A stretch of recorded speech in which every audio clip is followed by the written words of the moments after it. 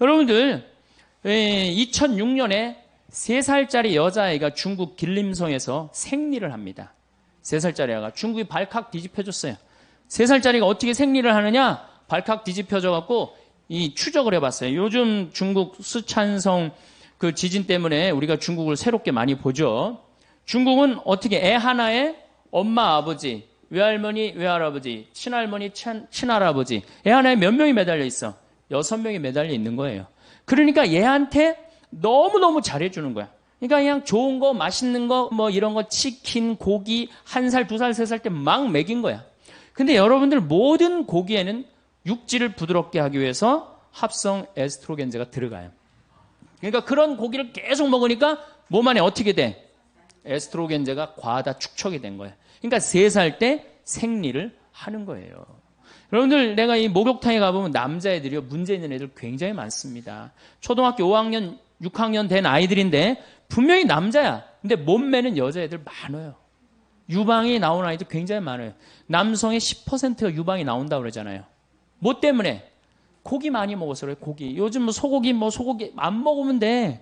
그거 좋을 거 하나 없어요. 고기 많이 먹고 또 성기 외소증이 있는 아이들도 굉장히 많아요. 성기 외소증. 이게 다 뭐 때문에 그래요? 환경 호르몬 때문에 그래요. 내분비계 교란 물질 때문에 그래요. 이 내분비계 교란 물질이 이 멀리 있는 게 아닙니다. 지구상에는 약 10만 종의 화학 물질이 있어요. 인간이 만들어낸 10만 종의 화학 물질이 있는데 그중에 우리가 지금 생활 안에 쓰는 게 4만 종이야. 4만 종. 그러면 그 화학 물질이 뭐가 있겠어요? 자, 우선 이 강의실 안을 우선 봅시다. 여기 이 지붕 천정에 있는 이 텍스 이거 화학 물질이에요, 화학 물질 아니에요? 화학 물질이죠. 여러분들 샴푸할 때 파마할 때 쓰는 약 화학 물질이에요, 화학 물질 아니에요? 화학 물질이에요. 그 미용실에서 근무하는 분들이 불임률이 다른 사람들보다 2배가 높습니다. 화학 물질 속에서 살기 때문에 그래요. 여러분들 책상 지금 여기 이게 MDF라는 건데 이거 뒤집어 씌우고 이 코팅하고 이거 화학 물질이 화학 물질 아니에요? 화학 물질이죠. 이 바닥에 있는 타일 이거 화학 물질이 화학 물질 아니에요? 화학 물질이에요. 여러분들이 입고 있는 합성 수지 화학 물질이 화학 물질 아니에요? 화학 물질이에요. 그러니까 인간한테 둘러싸여 있는 거 화학 물질 아닌 게 없어요. 특히 이 문에 저 페인트야말로 독성 화학 물질입니다. 그래서 여러분들 뭐 새집 증후군 같은 거 나 그거 걸린 분들 봤는데 굉장히 심각해요. 온갖 그냥 VOC라고 휘발성 유기 화합물 이게 좀 말이 갑자기 어려워지죠. VOC라고 휘발성 유기 화합물이 있는데 쉽게 알 수 있는 게 뭐냐면 여름에 이 휘발유 자동차의 휘발유로 아지랑이 막 올라가는 거 있죠. 굉장히 독한 물질이에요. 그게 발암 물질이거든요. 근데 난 뭐 아르바이트 한다고 애들이 막 인라인 스케이트 타고 그 막 젊은 애들이 막 왔다 갔다 하는 거 굉장히 좀 걱정돼요. 그 화학 물질 덩어리 속에 애가 돌아다니는 거예요. 그런 아이들의 내분비가 교란이 온다는 거예요. 또 여러분들 뭐가 화학 물질이 또 있어요? 여러분들이 쓰는 합성 세제 굉장히 독한 물질입니다. 합성 세제, 주방 세제, 샴푸. 특별히 샴푸 같은 경우는 남자의 정자, 머리도 함몰시키고 꼬리도 녹인다는 거 아니에요. 그러니까 무슨 우리 생활 안에 이 건물도 화학물질 덩어리고 우리가 쓰는 세제도 화학물질 덩어리고 제가 지구온난화, 오존층 파괴에 이어서 이 지금 정자수가 제일 많이 줄어드는 나라가 일본, 우리나라, 프랑스예요. 왜? 일회용품을 제일 많이 쓰는 나라가 일본, 우리나라, 프랑스예요. 일회용품에 많은 문제가 있어요.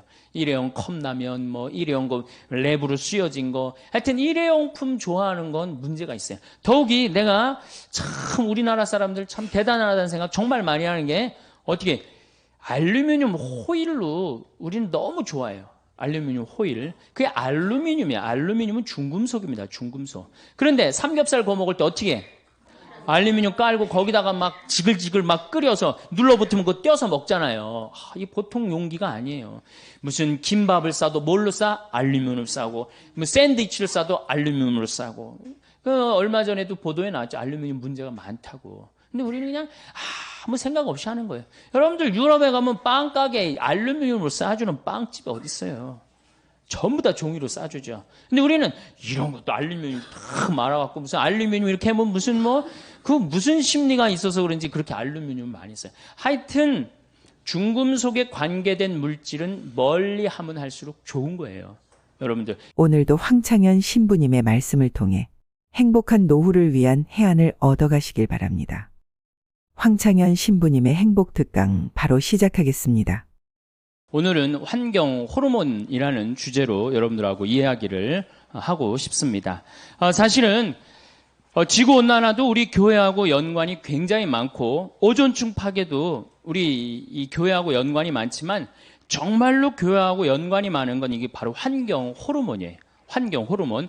환경 호르몬은 내분비계 교란 물질이라고 이야기를 합니다. 이걸 일본에서 환경 호르몬이라는 명칭을 넣었는데 정확한 명칭은 내분비계 교란 물질이에요. 그럼 내분비계가 뭐냐? 내분비계가 여자가 있고 남자가 있어요. 여자는 뭐가 흐르죠? 몸에 에스트로겐, 여성 호르몬이 흐르죠? 남자는 뭐가 흘러요? 테스토스테론이 흐릅니다. 그런데 이제 여자가 이제 이 사춘기가 되면은 이제 이 에스트로겐이 굉장히 많이 분비가 돼. 사춘기가 되면은. 그러니까 이 사춘기 때 이 여학생들을 보면은 동글동글해요. 얼굴도 동글하고 손도 동글하고 가슴도 동글하고 엉덩이도 동글동글해지고 진짜 이쁠 때예요. 이게 바로 누구 덕분이냐? 에스트로겐 덕분이에요. 그런데 요 사춘기 때 남자애들은 보면 뭐든지 각이 지기 시작합니다. 근육이 뿔뚝뿔뚝 생겨요. 조그만 팔굽혀펴기에도 팔뚝에 근육이 생기고 이거는 뭐 때문에 그러냐면 테스토스테론 때문이에요. 남성 호르몬 때문에 그래요. 그러니까 이 근육질이고 뿔뚝뿔뚝한 애가 둥글고 부들부들한 애 보면 마음이 뛸 것 같아, 안 뛸 것 같아? 가슴이. 당연히 뛰죠. 안 뛰면 이게 비정상이에요. 만약에 여러분들 자녀가 지금 15, 16 있는데 나는 엄마, 난 여자를 봐도 가슴이 안 뛰어. 얘는 문제가 굉장히 많은 애. 생리적으로 문제가 있는 애예요. 또 여자애도 이 근육질이 있는 아이를 보고 가슴이 안 뛴다. 얘도 문제가 있는 아이예요. 내가 이렇게 중학교 이렇게 강의를 가면은 중학교 환경 강의를 많이 가거든요. 강의를 가서 물어봐요. 여자애들 보고 가슴 뛰는 애들 그럼 손 들어 오라면은 손 한 10명밖에 안 들어. 한 반에서 한 40명 정도 되는 애들이. 나머지는 창피해서 안 드는 거지. 그러면은 내가 물어봐요. 그러면은 가슴 안 뛰는 놈들은 남자 보면 가슴 뛰느냐? 그러면은 막 지적을 해요. 제가 제 보면 가슴 뛴다고. 이게 뭐예요? 게이야, 게이. 여러분들 게이가 달래 게이가 되는 게 아니에요. 1970년도에 합성 여성 에스트로겐제가 나와요. 1970년대. 이게 이름이 뭐냐면 DES라는 거예요. DES. 이때 이게 하느님이 내린 선물이라고 그랬어요. 근데 이 합성 에스트로겐을 막 임신 때 굉장히 많이 먹었어. 엄마들이. 근데 얘네들 중에 태어난 애들이 문제가 엄청나게 많은 거예요. 특별히 충격적인 보고가 나오는데 이 엄마가 임신할 때 이 합성 에스트로겐제를 먹은 엄마 자궁 안에 남자 아이였다면 얘가 태어나갖고 그 중에 지금 얘네들이 이제 35, 40 된 애들이죠. 그 중에 4분의 1이 게이가 됩니다. 그러니까 얘는 껍데기는 남자인데 안에는 뭐가 흐르는 거예요? 여성 호르몬이 흐르는 거. 과다로. 여성 호르몬이 흐르는 거예요. 그러니까 여러분들 우리가 막 게이를 막 윤리적으로 몰아세울 문제가 아니고 이거는 정말 신체적인 문제로 우리가 바라볼 줄도 알아야 돼요. 그러니까 얘는 이게 둥글둥글한 걸 보고 가슴이 뛰어야 되는데 몸 안에 에스트로겐이 흐르는데 같은 에스트로겐이 흐르는 여자가 눈에 들어오겠어요? 반대의 테스토스테론이 흐르는 애가 가슴이 뛰는 거지. 그래갖고 막 사랑을 해. 막 사랑을 해갖고 너무너무 사랑해. 그래서 같이 살고 싶어갖고 결혼하고 싶어갖고 나한테 데리고 왔어. 신부님, 저는 이 사람 없으면 좀 못 삽니다. 저 이 사람이랑 결혼하게 좀 혼배 좀 해주십시오. 그렇게 왔을 때 신부가 해줘야 돼, 말아야 돼? 해줘야 된다면 손 들어보세요. 해주지 말아야 된다. 이 예수님이 제일 싫어하는 사람이 누구냐면 손 안 드는 사람들이야. 이 마르코복음 3장에 보면은 1절부터 6절에 이런 얘기가 나와요. 안식일에 손이 오그라든 사람을 펴줘야 되느냐, 펴주지 말아야 되느냐. 이렇게 예수님 물어봐요. 손 들라고 그래. 근데 아무도 손을 안 들어요. 그러니까 녹이 띈 얼굴로 그들을 째려보시고 난 다음에 안식일에 손을 펴줘요. 이거 굉장히 중요한 거예요. 안식일에 하지 말아야 되는 건데 예수님 분명히 손 들라고 그러거든. 펴줘야 되느냐? 펴주지 말아야 되느냐? 이 남자애가 몸 안에 에스트로겐이 흐르는 남자애가 몸 안에 테스토스테론이 흐르는 남자애를 너무너무 사랑해서 결혼하고 싶다. 나한테 결혼 주례를 해달라고 나한테 데리고 왔다. 해줘야 되느냐? 해주지 말아야 되느냐? 자, 다시 한번 손 들어보겠습니다. 결혼시켜줘야 된다. 한번 손 들어보세요. 시켜주지 말아야 된다. 네, 좋습니다. 이제 이 문제는 교회 안에 들어오게 돼 있어요. 이 문제는 이게 교회가 바깥에서 밀어낼 문제가 아니에요, 이제는. 여러분들, 미국은 매사세체주가 법으로 이 남자와 남자의 결혼을 정식적으로 인정을 해줍니다. 그래서 모든 권리를 부여해요. 근데 얼마 전에 캘리포니아에서 역시 법으로 보장을 해줍니다. 교회는 어떻게 할 거야? 단죄할 거야? 단죄하지 말아야 될 거야? 단죄하지 말아야 돼요? 단죄해야 돼요? 이게 이제 교회가 겪는 갈등이에요. 환경의 문제가 이제 결국은 이렇게 부닥치는 거예요. 그동안 환경운동을 막 할 때 교회는 뭐라 그랬어요? 그건 운동가들이 하는 거다. 운동가들이 하는 거다. 그렇게 한켠으로 밀어냈는데 이제는 운동가들이 하는 문제가 아니야. 교회의 실질적인 문제로 다가옵니다. 실질적인. 특히 DDT, 농약. 이거는 굉장히 독한 화학 물질이에요. 근데 제가 강원도 평창에서 나도 농사를 짓고 한 5,000평 지금 농사를 짓고 사는 사람이지만은 나는 농약을 안 치고 살지만은 농약 안 치고 사는 내가 얼마나 동네에서 욕먹는지 몰라요. 농약을 안 치는 건 농사 짓는 사람들한테 이해가 안 되는 일이에요. 농약을 안 치는 건.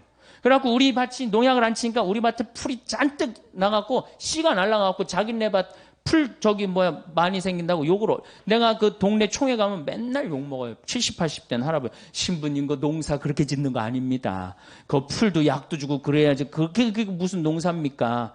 그러니까 시골에서는 농약을 안 친다는 걸 꿈을 못 꿔요. 그러니까 여러분들이 먹는 물질의 대부분 먹는 양식은 대부분 뭐가 쳐준다고 생각하면 돼? 농약. 특히 고추 같은 경우는 농약 안 치고는 꿈도 못 꿉니다. 그러니까 이 시골에 풍경이 있어요. 비가 오고 나면 7, 8월에 비가 오고 비님이 오시고 나면은 이제 남편하고 아내하고 경운기를 끌고 나가갖고 남편이 이제 분무기를 하고 아내는 그 경운기에 그 농약 한 거 이렇게 줄 해갖고 풀어줘요. 그럼 남편이 그걸 뿌려요. 그 모든 농촌의 공통적인 모습이에요. 그걸 가지고 우리가 먹는 거예요. 그 농약에 묻어있는 물질도 바로 내분비계 교란 물질이라는 거예요. 이런 거에 그리고 스티로폼, 비닐, 그 다음 아이들 요새 여러분들 텔레비에 가끔 나오죠. 장난감, 플라스틱에 환경 호르몬 물질이 많다. 그러니까 이 GM에서 1928년에 이 스티로폼을 발명을 해요. 그럴 때 뭐라고 그랬어? 신이 내린 선물이라고 그랬어요. 그런데 불과 50년이 지난 지금에는 다이옥신을 유발하는 가장 독성 물질이 되어 있어요. 그러니까 전기 절연체, 이 특별히 뭐 이런 거 전기 이것도 굉장히 독성이 강한 거예요. 이런 거. 그러니까 이런 거에 둘러싸여 있는 인간의 내분비가 교란이 안 일어날 수가 없다는 거예요. 어느 정도로 성전환이 일어나느냐면은 이 독수리들이 이 DDT에 이제 오염된 이런 뭐 조그만 물고기 뭐 이런 것들을 먹다가 이제 성전환이 일어납니다. 그러니까 암컷 위에 수컷이 올라타야 되는데 수컷 위에 암컷이 올라타는 거예요. 성전환 역할이 일어나는 거예요. 미국의 아포프카 호수에는 악어들이 사는데 유명한 거예요. 95%의 악어가 멸종이 돼 버립니다. 조사를 해보니까 성기가 그 수컷 성기가 아예 없어져 버린 거예요. 조그만 거예요. 결합을 할 수가 없는 거예요. 그 원인을 다 찾아보니까 DDT에서 다 농약에서 찾는 거예요. 농약에서. 그래서 이런 거에 오염된 사람들한테 어떤 이제 문제가 오느냐면 남자의 1940년도에 태어난 남자는 정자가 1cc당 몇 마리가 있느냐면 1억 4천만 마리가 나와요. 1cc당 엄청나게 나오죠. 남자가 한 번 사정을 하면 한 5억 마리 정도 나와요. 그중에 1cc당 1억 4천만 마리. 굉장히 많은 거죠. 그중에 하나만 딱 난자하고 결합하면은 생명이 되는 거잖아요. 근데 1970년도에 태어난 아이들 지금 30대 아이들은 일시시당 7,200만 마리로 줄어듭니다. 7천, 반으로 딱 줄어들어요. 근데 1980년도에 태어난 아이들은 일시시당 3,200만 마리로 줄어들어요. 3천만 마리 이하부터는 무정자증이에요. 무정자증. 무정자증 많이 들어보셨죠? 내가 혼배 이렇게 해주고 본당 신부로 있을 때 혼배 해주고 제일 관심 있는 게 뭐야? 애가 있느냐 없느냐예요. 내가 환경 운동하는 신부니까. 그래서 애 없는 집은 내가 계속 물어봐요. 언제 임신할 거냐? 왜 애는 안 생기느냐? 근데 내가 정말로 세례를 주고 아주 열심한 남자인데 결혼을 했는데 등치는 뭐 산만한데 애가 없는 거 2년 동안. 그래서 내가 불렀어요. 너 왜 애가 없느냐? 이 남자애가 쭈삣쭈삣하더라고요. 혹시 너 무정자증 아니냐 그랬더니 병원 가니까 그렇다는 거예요. 몸은 건장한데 이 내분비 교란 체계가 망가진 거예요. 그럼 지금 중고등학교들은 몇 마리냐? 2,700만 마리로 줄어들었어요. 그러니까 지금 중고등학교들은 굉장히 위험한 무정자증이라는 거예요. 굉장히 위험한. 근데 이게 테오 콜본이라는 유명한 미국의 동물학자가 있어요. 할머니야. 박사학위를 56살 때 땁니다. 이 할머니가. 지금 굉장히 나이를 많이 먹었죠. 95년도에 무슨 책을 썼느냐면 Our Stolen Future라는 책을 써요. 우리의 도둑 맞은 미래. 우리 미래는 이미 도둑 맞았다는 거야. 왜? 이 대물림 독극이라고 그래요. 대물림 독극. 엄마가 많이 오염됐으면 자식한테는 더 심한 상태로 오염이 되는 거. 그리고 그 다음 자식한테는 더 심하게 오염이 되는 거예요. 그래서 이 내분비기 교란 물질, 환경 호르몬을 대물림 독극이라고 합니다. 제가요, 한 7년 전에 대전 법동성당에 가서 강의를 한 적이 있어요. 환경 강의를 했어요. 교우들한테. 그때 굉장히 많이 모였어요. 교우들이. 환경 강의를 이제 끝나고 사제관에 앉아서 차를 한 잔 마시는데 머리가 하얀 할아버지가 저를 찾아왔어요. 신부님, 강의 참 많이 들었습니다. 잘 들었습니다. 어떻게 젊은 신부님이 그런 강의를 할 줄은 꿈에도 몰랐다는 거예요. 그런데 사실은 제가 대전 보건대학 대학 원장입니다. 내가 뻔데기 앞에서 주름을 잡았던 거죠. 그런데 신부님 심각합니다. 어떻게 심각하냐면 자기네 학교 학생들 1, 2학년 아이들 정자를 채취해갖고 검사한 결과 7년 전 얘기예요. 7천만 마리 넘는 애들이 한 명도 없다는 거예요. 현장에 있는 저로서는 이게 보통 심각한 문제가 아닙니다. 이러다 가면은 정말로 이게 대가 끊깁니다. 그러니까 우리들이 말하는 것보다 신부님이 말하는 게 훨씬 권위가 있으니까 내가 이건 정말로 신부님한테 간곡히 부탁을 합니다. 신부님 어디 강의 가실 때마다 제 얘기를 꼭 해주십시오. 그래갖고 제가 지금도 어딜 다니면 그 대전보건대학 원장님 얘기를 꼭 합니다. 여러분들 자녀들은 이미 망가져 있는 거예요. 그러니까 여러분들이 고해성사 볼 때 난 자식을 미워했습니다. 공부 못해갖고 미워했습니다. 이건 죄도 아니에요. 난 합성세제로 내 속옷을 빨아갖고 지금 대를 끊고 있습니다. 그게 내가 이렇게 그 본당 신부할 때 가정방문, 특히 냉담자만 방문한 적이 있어요. 쉬는 교우들만. 근데 젊은 교우들의 냉담의 원인 대부분은 불임 때문이에요. 난 깜짝 놀랐어요. 왜? 왜 불임 때문이야? 아니 하느님이 생명을 점지해 준다고 그래갖고 성당 나가서 열심히 빌었는데 생겨요 안 생겨요? 안 생겨요. 그러니까 자꾸 실망하니까 성당에 안 나가는 거예요. 자신감도 없고. 그러니까 불임 부부 이렇게 남편들을 보면 왠지 자신감이 없어 보이는 거예요. 그러니까 이게 이제 불임의 문제가 어떤 개인의 문제가 아니라 우리 사회의 문제가 돼버린 거예요. 사회의 문제가 돼버리고 교회의 문제가 돼버린 거예요. 여러분들 지금 불임률을 약 200만 명으로 보고 있어요. 200만 명으로. 심하게는 20%까지 보고 있어요. MBC인가 어디에서 한번 그걸 하는데 20%. 스스로 정관 수술을 했든 안 했든 모든 불임자를 20%로 보고 있어요. 그러니까 이게 불임률이 그러니까 이제 그 책이 95년도에 나왔는데 30년 후에는 50%가 불임률이 될 거라는 거예요. 그러니까 2025년에는 50%가 불임률이 되고 50년 후에는 다 불임률이 될지도 모른다는 그런 무서운 주장을 하더라고요. 그러니까 지금 우리는 이 지구가 온난화라든가 오존층 파괴, 해수면 상승 이런 문제보다도 더 실질적인 문제는 뭐야? 환경 호르몬이에요. 그래서 환경 호르몬이 지구 3대 환경 문제입니다. 여러분들 그 수없이 사이클론 이런 얘기 굉장히 많이 듣죠? 근데 모든 학자들이 가장 심각한 3대 환경 문제는 지구온난화, 오존층 파괴, 환경 호르몬이야. 우리 환경 호르몬은 이게 우리 교회하고 직접 연관이 있는 겁니다. 이제 이렇게 자꾸 불임자가 생기니까 이제 어떤 문제가 생기느냐 하면은 난자를 매매합니다. 우리나라 여대생들이 난자를 팔아요, 일본에. 내가 만드는 하늘샘 비누, 그거 많이 쓰라는 거야. 그래서 비누를 만든 거야. 거기에 계면 활성제가 들어있지 않기 때문에. 그래서 쓰라는 거예요. 뭐 그냥 괜히 비누 팔아먹기 위해서 그러는 게 아니고 우리 생활에, 제가 암 걸린 사람들이 우리 환경센터에 연락을 많이 합니다. 그 비누 쓰는. 왜? 의사 선생님 화학 물질이 들어가 있는 펜틸페놀, 비스케놀, 이 노닐페놀이 안 들어간 합성 세제를 쓰라는 거예요. 그러니까 자연적인 방법, 기름으로 만드는 거, 콩기름으로 만드는 거, 돼지기름으로 만드는 거, 그걸로 써야 되거든요. 합성으로 된 건 쓰면 안 되거든요. 어쨌든 이 난자 매매를 하는 거예요. 한 난자 하나에 얼마?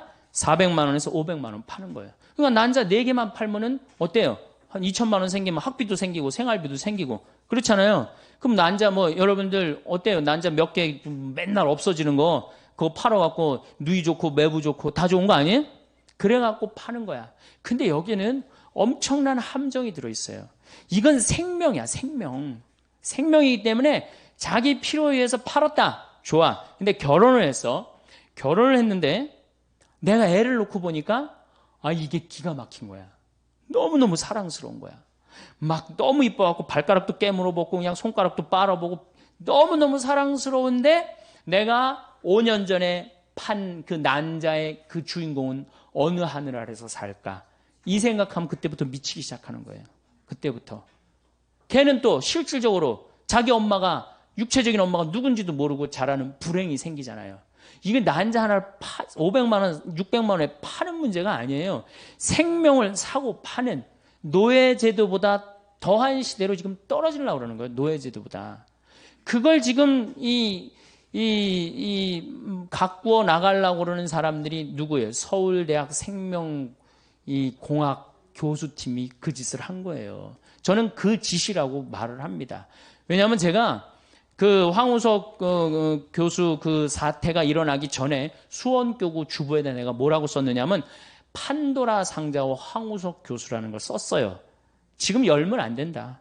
저건 굉장히 위험한 거다. 그리고 제가 이 주교회의 환경위원회 일을 할 때에도 우리 주교님들이 황우석 교수 사태 일어나기 6개월 전에 성명서를 하나 발표를 합니다.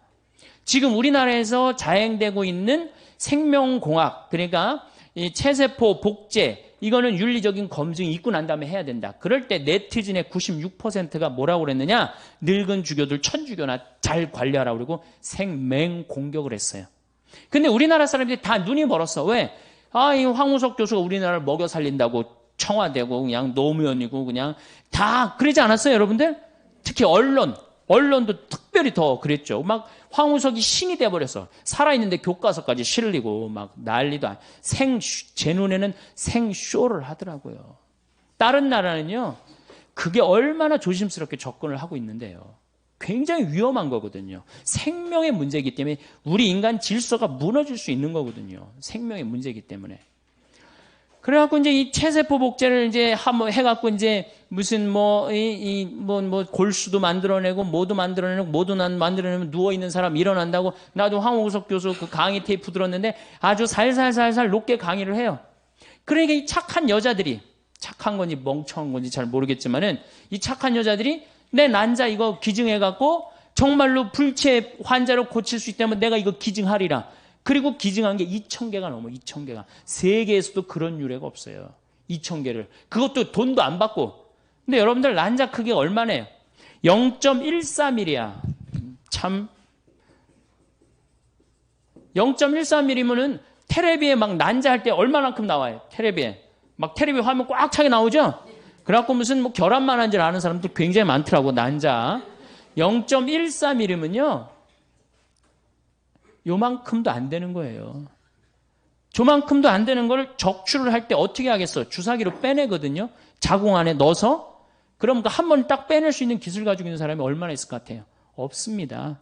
자궁 안이 해지는 거예요. 해지는 거. 그런데 그런 그 여성들이 그 이제 자기 그 얘기를 쭉 황우석 교수 이제 그게 이제 다 거짓말이다 이런 게 하고 난 다음에 여성들이 얘기를 했는데 한 번도 그런 설명을 들은 적이 없다는 거예요. 내 자궁이 어떻게 망가지고 한 번에 10개씩 적출하고 그럴 때 내 생체 리듬이 어떻게 바뀌고 그래서 우울증에 걸린 여자가 굉장히 많은 거예요. 치료도 받고 저기 산부인과 가갖고 이 아내 치료도 받고 그러니까 우리나라 여자가 문제가 아니라 우리나라 사회가 문제죠. 1년에 300억 달러 번대니까 다 눈 감아버린 거예요. 주교님들이 그래도 바른 소리 한 번 했는데 늙은 주교들은 천주교나 잘 다스리라고 네티즌이 한다고 다 옳은 건 아니거든요. 우리 교회가 지금 해야 될 일이 분명합니다. 지금 생명의 질서를 유지하는 거, 이거는 우리가 꼭 해야 되는 거예요. 그래서 그 여인 중에 하나가 신문에 기고를 했어요. 도대체 내 그 많은 난자를 어디다 어떻게 쓴 거냐. 막상 그 난자들이 전부 사라졌다고 생각하니까 이제야 생명의 귀중함을 알 것 같다. 그리고 다 발견이 되고 난 다음부터 그 다음에 뭐라 그래? 이제 생명윤리를 다시 합시다. 정말로 창피한 일이죠. 정말로 창피한 거예요. 이건 대통령부터 저 언론 무슨 교수들 국민들 다 창피한 일을 우리가 한 거예요. 생명의 질서를 우리가 역행하는 거. 뭐하고 팔아먹겠다는 거야? 돈하고 팔아먹겠다는 거예요. 그러니까 이 생명의 질서가 잘 유지되도록 이제 교회는 역할을 해야 되는 겁니다. 그래서 교회가 저는 운동이라는 단어 싫어해요. 이거는 제가 이제 다음 시간에 얘기하겠지만은 이제는 여러분들 지금까지는 데모크러시 시대야. 데모크러시. 데모가 뭐냐면은 이게 사람들이야, 사람들. 군중들. 크러시는 뭐냐면 지배하는 거야. 그러니까 군중이 지배하는 시대야. 군중이 지배하는. 그러니까 다 민주주의 아니야, 이게 민주주의. 그래서 데모를 하지 않는 민주주의는 민주주의가 아니에요. 당연히. 이게 데모 아니야, 데모. 근데 이제는 무슨 시대로 넘어가요? 바이오크러시. 에코크러시 시대로 넘어가는 거예요. 에코크러시. 그러니까 환경, 생태주의로 넘어가는 거예요, 이제는. 민주주의도 이제 끝을 이제 고하고 있어요, 민주주의도. 이제 인간이 살아나려면 새로운 사상이, 새로운 체제가 이제 생겨야 되는데 그게 뭐야? 바로 에코크러시, 바이오크러시 시대로 넘어가고 있어요. 근데 교회가 아직도 거기에 대한 준비가 돼 있지 않다. 그러면은 이 교회는 이제 심각한 문제를 이제 직면하게 될 겁니다. 자, 이제 앞으로는 우리 세계가 어떻게 돼갈 거냐? 앞으로 인간이 세 종류가 나옵니다. 오리지널 인간, 우리같이 오리지널 인간. 이렇게 엄마 아빠가 이렇게 정상적으로 만나갖고 정상적으로 이렇게 한 오리지널 인간. 그 다음에 DNA 조작 인간. 그 다음에 사이버 인간이 나와요.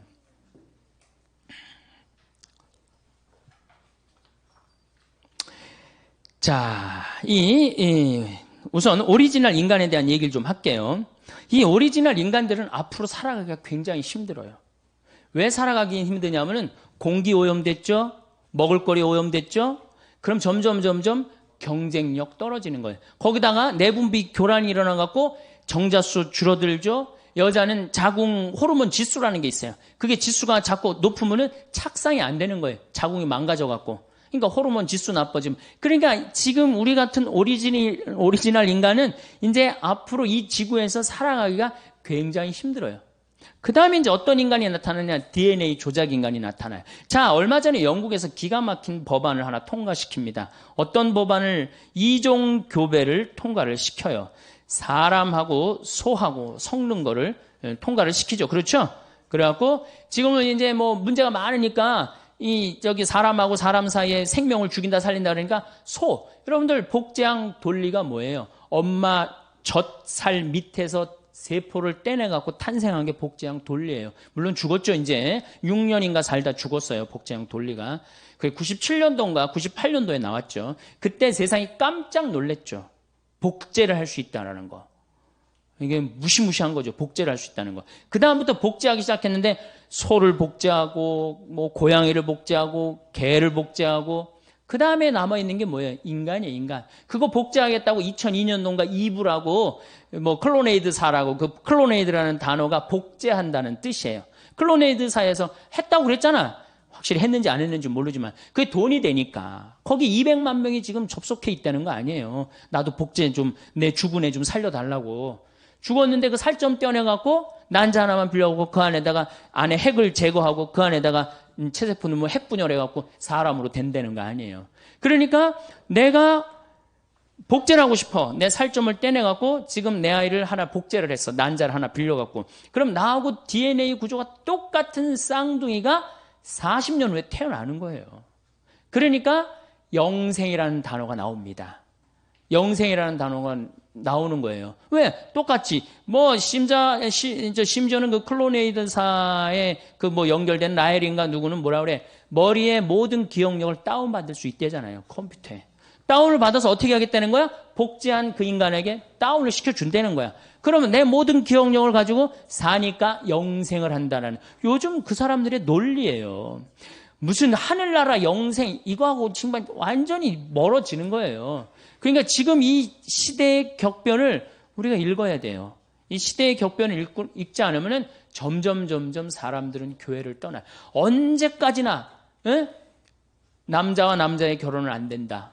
여자와 여자의 결혼은 안 된다. 이미 다 하고 있는데 언제까지나 우리가 그렇게 단죄만 할 수는 없어요.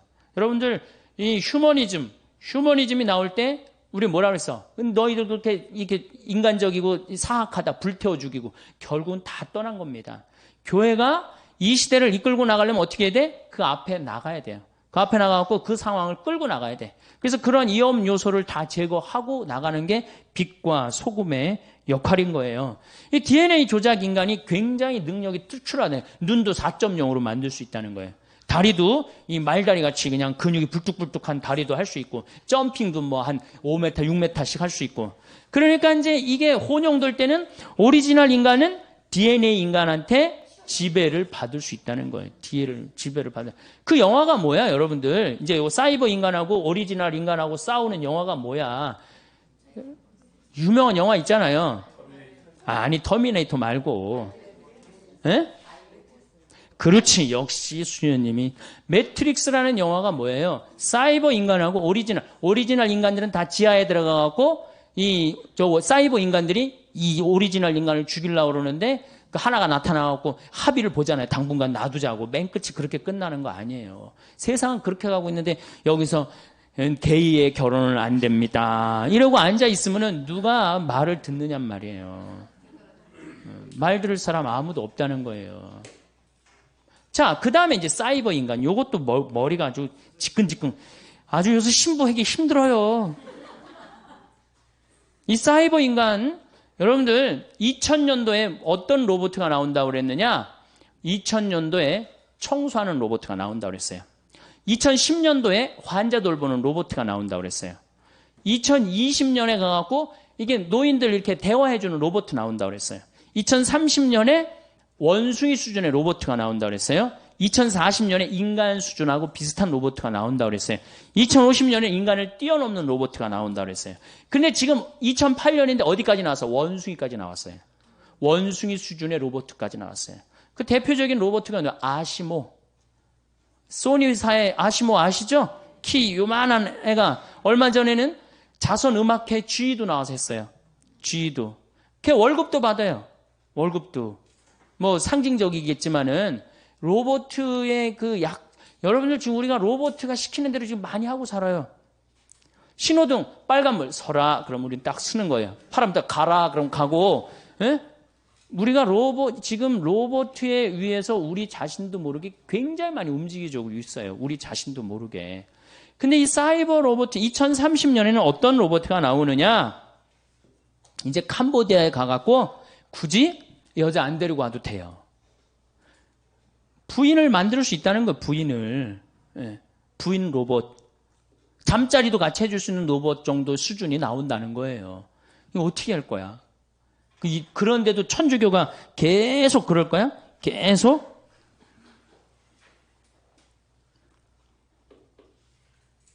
그래서 이제 이 환경 호르몬 문제에 있어서 우리 교우들이 꼭 알아야 되는 거는 우리 가톨릭 교회가 저는 많은 경우 환경운동을 오해하는 경우가 있어요. 오해하는 경우. 데모하는 무슨 새만금 막 데모하고 대우나 데모하고 그 데모하는 사람들이 환경운동가로 알고 있는데 또 환경운동가 자신들도 데모하는 사람으로 본인이 알면 안 돼요. 이제는 그래서 난 환경주의 시대야 이제. 이건 운동의 차원을 넘어섰어요. 이제 환경주의로 넘어가고 있어요. 환경주의로 넘어가면서 이제 우리의 관심은 이제 바뀌어야 돼. 교회의 관심도 바뀌어야 되고 우리의 삶의 관점도 바꿔야 돼요. 여러분들 사회복음화 이제 학교 지금 다니시는 거죠? 사회복음화라는 게 뭡니까? 사회복음화라는 게 사회 전체가 예수님이 정해놓은 생명의 질서에 따라 살면서 그 자연의 순리에 순응하면서 살아갈 수 있도록 우리가 그 사회를 변화시키는 게 사회복음화예요. 그래서 이제 지역적인 문제로 우리가 환경운동을 해서는 안 된다. 그래서 특별히 이게 이제 여성들이 이제 큰 문제죠. 왜 여성들이 문제예요? 생명을 다루는 주인공이 누구예요? 바로 여성입니다. 여성들이 자기 자신의 역할을, 그래서 이제는 에코 페미니즘 시대라고 그러잖아요. 그래서 이제 이렇게 연결이 됩니다. 에코 페미니즘은 뭐냐? 이제는 여성주의로 넘어왔어요. 여성주의로 넘어오고 거기 앞에 무슨 단어가 하나 붙여져? 에코자가 붙어져. 생태 여성주의. 이제 여자가 에코 크러쉬 시대의 주인공이 되어야 된다는 거야. 생태주의 시대. 그래서 95년 세계 북경 여성 대회에서 주님의 기도를 어떻게 외웠어요? 하늘에 계신 우리 아버지의 이름이 거룩히 빛나시며, 그렇게 안 합니다. 하늘에 계신 우리 어머니 이름이 거룩히 빛나시며 어머니의 나라가 오시며 어머니의 뜻이 하늘에서와 같이 땅에서도 이루어지소서. 왜? 여러분들, 남자가 지배하는 세상에서는 하느님이 남성으로 불릴 수 있죠? 근데 하느님이 누가 남성이래? 하느님이 남성이에요? 하느님이 성이 있어요, 없어요? 하느님이 무슨 성이 없어요? 우리 인간편에서 하느님을 아버지라고 부르는 거지 실질적으로는 하느님은 성이 없으신 분이에요. 근데 남자들이 세상을 지배했으니까 하느님을 남자 입장에서 생각하고 표현해서 뭐라 그래? 하늘에 계신 우리 아버지라고 그랬다는 거예요. 그런데 실질적으로 하느님은 아버지의 성보다는 어머니의 성이 훨씬 가깝다는 거예요. 생명을 창조해내고 만물을 길러내고, 이거 다 남자가 애 놓는데 해는 일 뭐 있어요? 씨 뿌리는 일밖에 더 해요? 그리고 모든 그건 다 누가 해요? 여성이 다 합니다. 그만큼 여성은 생명에 있어서 풍요롭다는 거예요. 그러니까 하늘에 계신 우리 어머니, 이제 여성이 이제 세상을 지배해야 된다는 거예요. 그래야지 이제 제대로 돌아간다는 거예요. 그래야지 제대로 돌아가야 된다는 거예요. 자, 보십시오. 이제 여성이 세상을 지배해야 되는데, 그래서 이제 여성이 굉장히 앞으로 나가는데, 천주교는 여성이 앞으로 나갑니까? 안 나갑니까? 나가고 싶어도 나갈 길이 없잖아. 모든 결정권을 누가 갖고 있어요? 주교님들이 갖고 있잖아요. 주교님이 남자예요, 여자예요? 뭐 감정 있어요? 남자라는 말에 이렇게 굉장히 감정이 실려요. 또 신부들이 전부 남자예요, 여자예요? 남자죠. 이게 우리 교회의 이제 이 핸디캡이에요. 제가 서울시에 양성평등 교육을 나갑니다. 양성평등. 왜냐하면 여러분들 이 개발도상국에서 선진국으로 올라갈 때 여성의 사회 참여율이 10%가 증가를 합니다.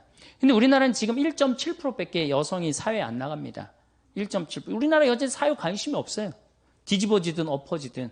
그저 내 자식만 서울대학 보내면 된다는 거기에 아주 미쳐갖고 사회에 관심이 없어요. 그래도 여러분들은 지금 이 사회복음학교 나온 여러분들은 선구자예요, 선구자. 정말 대단한 분들이에요. 제가 이제 천주교, 개신교, 불교 대담을 나간 적이 있어요. 원음 방송에서. 근데 개신교에서는 누가 나왔냐면은 여성 목사님이 나왔어요. 그 다음에 불교에서는 그 쓰레기 봉투 제로 운동하는 스님이 나왔고, 그 다음에 그 원음에서는 그 여성 원무님이 나오고, 그 다음에 이제 천주교에서는 제가 나가서 대담을 하는데 밀려요. 왜?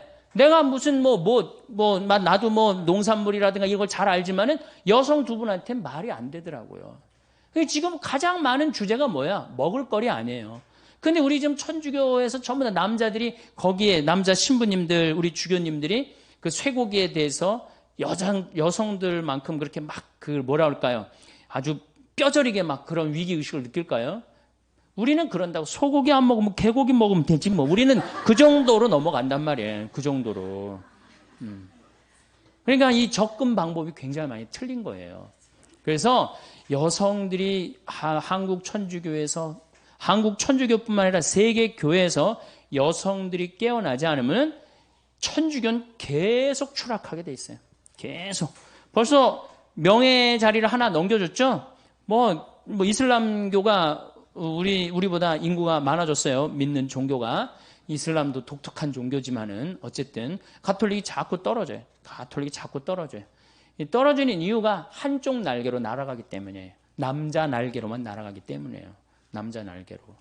그래서 이제 양쪽 날개로 날아가는 시대가 온 거예요. 시대는 그렇게 변하고 있어요. 시대는 환경의 시대로 넘어가고 있어요. 환경의 시대. 그래서 이제는 교황님이 뭐라고 그러셨어요? 이제는 모든 이 지구에 사는 한 사람 한 사람이 환경을 걱정하고 환경을 개선하기 위해서 노력해야 된다. 교황님도 이제 간파를 하신 거예요.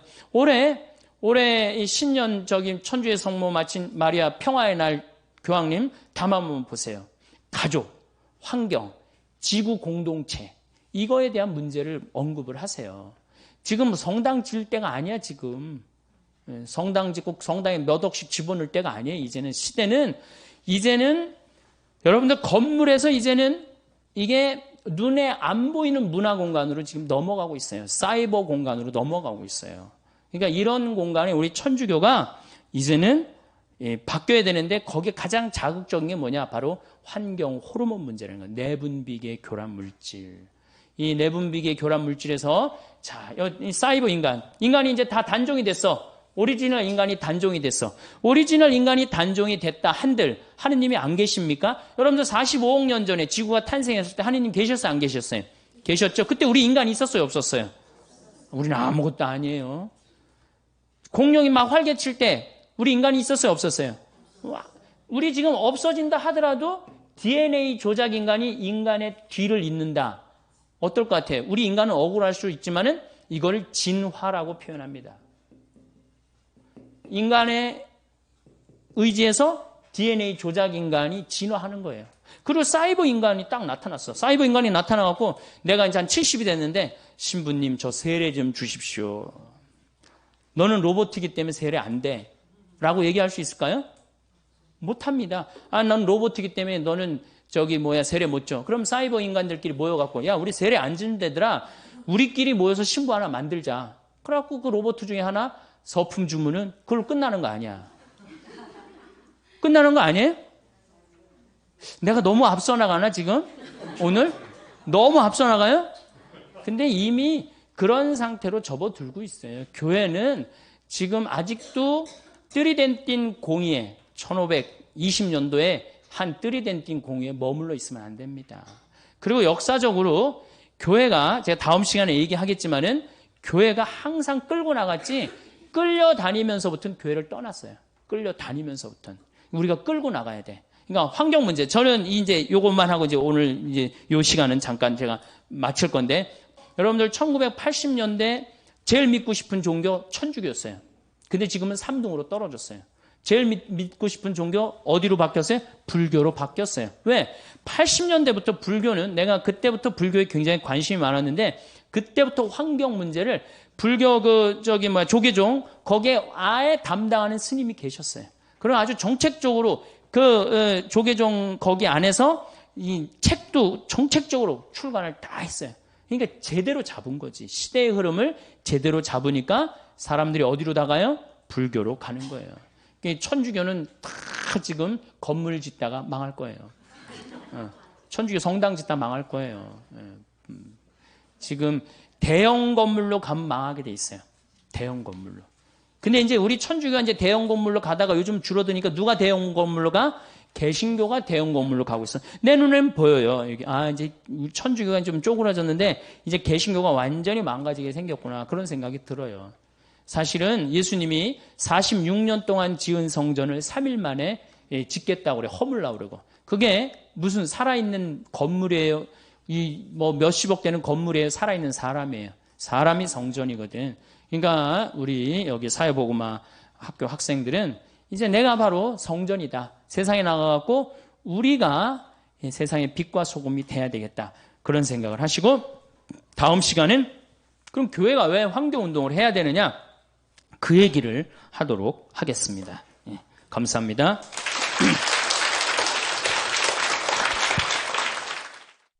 오늘은 50대 이후 재정관리의 핵심에 대해 이야기해 보려고 합니다. 50대 이후에는 재정적 안정과 노후 준비를 위해 돈을 잘 관리해야 합니다. 하지만 돈 씀씀이의 실수를 하면 재정적 위기에 빠지거나 삶의 질이 떨어질 수 있습니다. 그래서 이 글에서는 50대 이후에 절대 하면 안 되는 돈 씀씀이 10가지를 알려드리겠습니다. 이 글을 읽고 돈 씀씀이에 주의하고 재정적 자유를 향해 나아가세요. 첫 번째, 퇴직금을 한 번에 쓰기. 퇴직금은 노후를 위한 중요한 자금이므로 투자나 저축 등으로 잘 관리해야 합니다. 퇴직금을 한 번에 쓰면 남은 인생을 위한 준비가 부족해질 수 있습니다. 퇴직금을 적절하게 분배하고 소득원을 다각화하는 것이 좋습니다. 예를 들어 퇴직금의 일부를 연금이나 보험에 넣고 일부를 안정적인 투자에 사용하고 일부를 비상자금으로 활용하는 등의 방법이 있습니다. 두 번째, 자녀에게 지나친 지원하기. 자녀에게 도움을 주는 것은 좋은 일이지만 지나치게 의존하게 하거나 자신의 재정을 위협하게 하면 안 됩니다. 자녀에게 지원할 때는 자신의 노후 준비가 충분한지, 자녀의 자립 능력이 향상되는지, 상호 합의가 이루어지는지 확인해야 합니다. 예를 들어 자녀의 결혼이나 주택 구입 등에 지원할 때는 자신의 재정 상황과 자녀의 수입과 부채를 고려하고 상환 조건이나 기간을 명확히 정하는 등의 방법이 있습니다. 세 번째, 높은 수익률을 노리는 위험한 투자하기. 50대 이후에는 투자 기간이 짧아지고 투자 원금을 회복하기 어려워지므로 위험한 투자는 피하는 것이 좋습니다. 투자는 재정적 자유를 위한 좋은 수단이지만 높은 수익률을 노리다가 손실을 입을 수도 있습니다. 특히 투자할 때는 자신의 투자 목표와 위험 수용도를 고려하고 다양한 자산으로 분산 투자하는 것이 좋습니다. 예를 들어 주식이나 코인 등의 변동성이 큰 자산보다는 채권이나 부동산 등의 안정적인 자산에 투자하는 등의 방법이 있습니다. 네 번째, 신용카드 또는 대출로 삶의 질 높이기. 신용카드나 대출은 필요한 경우에 유용하게 사용할 수 있지만 삶의 질을 높이기 위해 남용하면 안 됩니다. 신용카드나 대출로 인한 이자, 부담이 커지면 재정적 여유가 줄어들고 노후 자금이 부족해질 수 있습니다. 신용카드나 대출을 이용할 때는 반드시 상환 계획을 세우고 소득의 30% 이내로 제한하는 것이 좋습니다. 예를 들어 신용카드는 할부나 청구 할인 등의 혜택을 이용하고 대출은 금리가 낮고 상환 기간이 짧은 것을 선택하는 등의 방법이 있습니다. 다섯 번째, 건강관리를 소홀히 하기. 건강관리를 소홀히 하면 질병이나 부상으로 인한 치료비가 증가하고 일상생활이나 여가활동에 제약이 생길 수 있습니다. 건강은 재산보다 소중한 것이므로 50대 이후에는 건강관리에 더욱 신경을 써야 합니다. 건강관리를 위해서는 규칙적인 운동과 건강한 식습관을 유지하고 정기적인 건강검진을 받는 것이 좋습니다.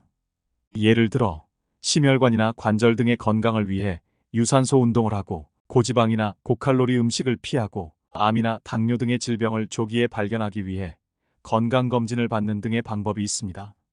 여섯 번째, 절약만 하고 즐거움을 포기하기. 50대 이후에는 자신의 취미나 관심사에 시간과 돈을 적절하게 투자하고 주변과 소통과 교류를 즐기는 것이 좋습니다. 절약은 재정적 안정을 위한 필수적인 덕목이지만 절약만 하고 즐거움을 포기하면 인생이 살맛이 나지 않습니다. 즐거움을 위해 돈을 쓸 때는 자신의 재정 상황과 우선순위를 고려하고 예산을 세우는 것이 좋습니다. 예를 들어 여행이나 공연 등의 비싼 즐거움보다는 독서나 요리 등의 저렴한 즐거움을 선택하고 가족이나 친구들과 함께하는 시간을 늘리고 월별로 즐거움을 위한 금액을 정하는 등의 방법이 있습니다. 7번째, 인플레이션을 고려하지 않기. 노후 자금을 계획할 때 인플레이션율을 적용하고 인플레이션에 따라 자금을 조정하는 것이 좋습니다. 인플레이션은 물가 상승을 의미하므로 인플레이션을 고려하지 않으면 노후에 필요한 생활비가 부족해질 수 있습니다. 인플레이션을 고려하기 위해서는 인플레이션을 상회하는 수익률을 내는 투자를 하는 것도 좋습니다. 예를 들어 노후에 필요한 월 생활비를 100만 원으로 가정하고 인플레이션율을 2%로 가정하면 10년 후에는 121만 원, 20년 후에는 148만 원이 필요하게 됩니다. 따라서 노후 자금을 2% 이상의 수익률로 투자하거나 인플레이션에 따라 자금을 늘려야 합니다. 8번째, 보험에 대해 잘 모르고 가입하기. 보험료를 절약하기 위해서는 필요 없는 보험은 해지하고 중복되는 보험은 통합하는 것이 좋습니다. 보험은 재정적 위기에 대비하는 좋은 방법이지만 보험에 대해 잘 모르고 가입하면 보험료가 부담스럽고 보험금을 청구하기 어려울 수 있습니다. 보험에 가입하기 전에 자신의 보험 필요성과 보험 상품의 내용을 잘 파악하고 비교하고 이해하는 것이 좋습니다. 또한 보험료를 절약하기 위해서는 자신의 건강 상태와 가족력을 고려하여 암이나 중증 질환 등의 보험에 가입할지 결정하고 국민건강보험과 연계된 보험을 선택하고 자동차 보험이나 생명보험 등의 중복되는 보험을 통합하거나 해지하는 등의 방법이 있습니다. 9번째, 부동산에 과도하게 의존하기. 부동산에 과도하게 의존하면 부동산 시장의 변동에 취약해지고 자산의 다양성이 떨어질 수 있습니다. 부동산은 안정적이고 유동적인 자산이므로 재테크의 수단으로 인기가 있습니다. 부동산에 투자할 때는 부동산의 장단점과 리스크를 잘 파악하고 자신의 재정 상황과 목표에 맞는 부동산을 선택하는 것이 좋습니다. 또한 부동산 외에도 다른 자산으로 분산 투자하는 것도 좋습니다. 예를 들어 부동산의 장점은 장기적으로 가치가 상승하고 임대 수입이나 매각 수익이 발생한다는 것이고 단점은 유지비가 들고 세금이나 수수료가 부과된다는 것입니다. 리스크는 부동산 시장의 하락이나 규제, 임차인의 미납이나 분쟁 등이 있습니다. 따라서 부동산 투자를 할 때는 자신의 소득과 부채, 투자 기간과 목적, 부동산의 위치와 특성, 시장의 동향과 전망 등을 고려해야 합니다. 또한 부동산만으로 자산을 구성하지 않고 주식이나 채권, 금융상품 등으로 자산을 다양화해야 합니다. 10번째, 세금과 수수료를 간과하기. 세금과 수수료를 간과하면 실질적인 수익이 줄어들고 재정적 부담이 커질 수 있습니다. 세금과 수수료는 재정적 결정에 큰 영향을 미칠 수 있으므로 간과하면 안 됩니다. 세금과 수수료를 고려하기 위해서는 투자나 저축 등의 재정적 결정을 할 때 세금과 수수료를 미리 계산하고 절약할 수 있는 방법을 찾는 것이 좋습니다. 예를 들어 투자할 때는 소득세나 양도세 등의 세금과 매매 수수료나 운용 수수료 등의 수수료를 고려하고 세금 우대나 수수료 면제 등의 혜택을 이용하는 등의 방법이 있습니다. 저축할 때는 예금이자에 대한 소득세나 인출 수수료 등을 고려하고 세금 공제나 수수료 면제 등의 혜택을 이용하는 등의 방법이 있습니다. 노후의 행복을 위한 은퇴 준비는 과연 어떻게 해야 할까요? 점점 평균 수명이 늘어나고 있습니다. 일반 기업체를 다닐 경우 50대 중후반 정도만 돼도 퇴직하는 경우가 많고 공무원을 하더라도 60 중반쯤 되면 대부분 퇴직을 하게 됩니다. 이렇게 퇴직이나 은퇴를 하더라도 늘어난 수명으로 인해 30년 이상의 인생이 남아 있습니다. 새롭게 시작되는 은퇴 이후의 삶을 누군가는 현직 시절에 충분한 준비가 되어 아무런 걱정 없이 새로운 인생의 여정을 시작할 수 있지만 대부분의 평범한 사람들은 미처 준비도 하기 전에 은퇴를 하게 되는 경우가 많습니다. 준비가 안 된 은퇴로 남은 인생이 행복할 수 있을지는 의문입니다. 제2의 인생이라고 일컬어지는 은퇴 이후의 삶이 행복하려면 과연 무엇이 필요한지 4가지로 살펴보도록 하겠습니다. 먼저 첫 번째는 돈입니다. 돈, 즉 노후 자금은 과연 얼마나 필요할까요? 은퇴 이후 노후 생활비로 월 318만 원이 적정하다는 어느 신문기사에 소개된 설문조사 결과를 본 적이 있습니다. 이 금액을 기준으로 계산해 본다면 남은 30년 이상의 인생 동안 총 11억 이상의 금액이 필요로 하게 된다는 소리입니다. 이렇게 많은 금액을 노후 자금으로 준비해 둔 사람이 과연 얼마나 있을지 의문이 듭니다. 설문조사상 평균적인 금액이지만 사람들 개개인의 씀씀이에 따라 충분히 자신만의 필요 금액이 있을 것입니다. 그래서 현재 자신의 자산이 과연 얼마나 있는지 계산을 해보는 것이 필요합니다. 거주하는 집의 시세, 보유하고 있는 현금, 예금과 적금, 주식, 채권 등의 금융자산과 부채 현황, 그리고 각종 연금들을 확인하여 구체적으로 계산해서 파악해야 합니다. 그 다음은 월별 수입과 지출 현황을 기록하면서 구체적인 지출 항목과 금액을 파악하여 매월 필요로 하는 생활비가 얼마가 되는지 정확히 파악하여 노후에 필요한 생활비를 예측할 수 있어야 합니다.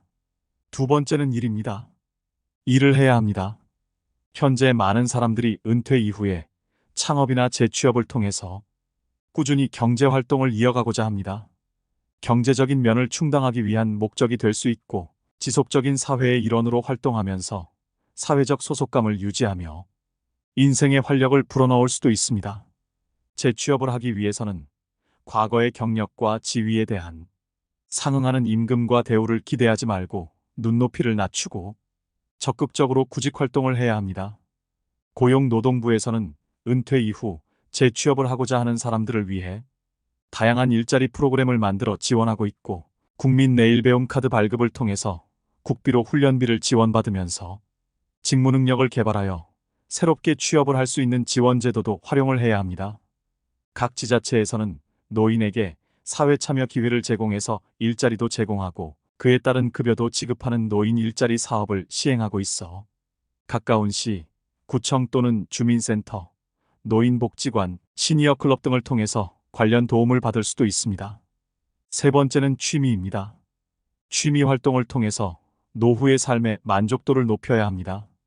꾸준하게 지속할 수 있고 자신의 흥미와 체력 조건에 맞는 것을 선택하는 것이 좋습니다. 그리고 자신이 쉽게 몰입하면서 행복감을 얻을 수 있는 능동적인 취미를 가져야 하며 자신의 신체적 조건이나 경제적인 상황을 고려하여 충분히 즐길 수 있는 취미 활동이어야 합니다. 많은 사람들이 은퇴 후 등산을 취미로 하는 경우가 많습니다. 다른 것에 비해 장비에 큰 투자도 필요하지 않고 우리나라는 대부분 산으로 둘러싸여 있기에 접근성도 좋기 때문입니다. 활동량을 늘릴 수 있는 좋은 취미이지만 관절에 무리가 된다면 조심해야 됩니다. 그렇다면 관절에 크게 무리가 없고 도움되는 운동은 수영을 추천합니다. 수영은 대표적인 유산소 운동으로 전신 운동이 가능하고 심폐기능의 강화에 좋아 노년층이 큰 부상이나 부하 없이 즐길 수 있는 적합한 운동입니다. 운동 이외의 취미 활동으로 치매 예방도 가능한 그림 그리기, 악기 배우기, 노래 부르기, 그리고 외국어 배우기 등 정서적인 안락감과 편안함을 줄 수 있는 취미거리가 다양합니다. 또한 혼자서 즐기는 것보다는 같은 취미나 관심사를 가진 사람들이 모여서 함께 어울리는 동호회에 가입하여 소속감을 느끼며 취미 활동을 한다면 인간관계를 넓혀줄 수 있고 포기 없이 지속적으로 취미 활동을 이어갈 수 있는 장점이 있습니다. 네 번째는 관계입니다. 관계란 사람들 속에 어울려 다른 사람의 생각과 감정을 이해하고 좋은 기운을 서로 주고받는 것을 말합니다. 혼자서 고립된 인간관계에서 생활을 한다면 수명이 단축된다는 이야기도 있습니다. 따라서 좋은 인간관계를 유지하여 건강하고 오래 살 수 있도록 해야 합니다. 가족과 친구 그리고 다른 사람들과 조화로운 관계는 삶의 질을 높여주고 행복감을 줍니다. 반대의 경우로 원만한 관계를 유지하지 못하거나 갈등이 있는 관계라면 건강에도 해롭고 의지할 곳도 없어져서 기억력도 감퇴되고 우울증을 걸릴 확률이 높아진다고 합니다. 노인들의 인구수가 증가하고 세대의 변화로 인해 젊은 층과 노인 층과의 불협화음이 사회적 문제로 대두되기도 합니다. 젊은 사람들과 소통을 위해서는 본인 기준으로 이야기하지 말고 권위적이지 않는 자세로 서로의 세대 차이를 인정하고 존중할 수 있어야 합니다. 사람들과의 좋은 관계를 유지하기 위해서는 알고 있는 것도 경청할 수 있어야 하고 상대방을 인정하고 존중하고 있다고 호응해 주는 것이 좋습니다. 쓸데없는 말을 해서 실없는 사람이 되지 말고 입을 무겁게 하여 말실수를 줄여야 합니다. 그리고 항상 먼저 웃어주어 반겨주는 사람이 되는 것이 좋습니다. 어떠한 만남도 소중하고 감사한 마음을 가지고 상대방을 존중해야 합니다.